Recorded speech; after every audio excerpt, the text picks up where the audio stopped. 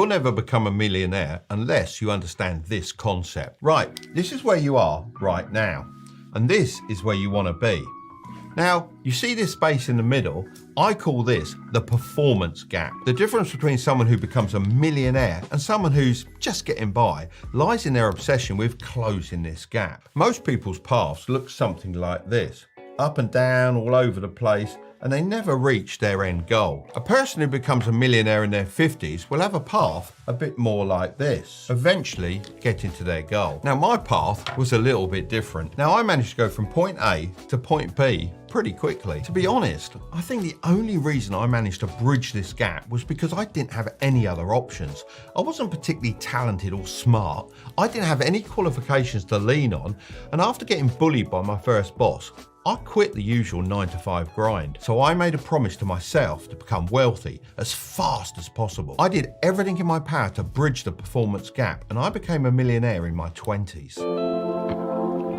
If you only remember one thing from this video, then let it be this. The amount of money you make is always directly proportional to the amount of perceived value you give. To put it simply, the bigger the problems you're able to solve, the more money you'll make and the faster you'll bridge the performance gap. So the first thing I want you to do is draw out a Venn diagram like this. In this section, I want you to write down the things you like to do. So if I was doing this, I'll put down racing cars, flying planes, traveling, and playing golf. I'm sure you have a lot of others you can add, so just go crazy with it. In this next one, write down the things you're good at. Off the top of my head, I'd say having conversations, building and designing models, leading teams, and carpentry. And finally, write down the things that people will pay you a lot for. Let's put down consulting, building structures, and designing complex mechanics. The trap that most people fall into is only considering one of these factors when they're deciding what they want to do with their life. I mean, imagine choosing a job just because you love it, but you're stuck making minimum wage, and before you know it, you're hating what you once loved.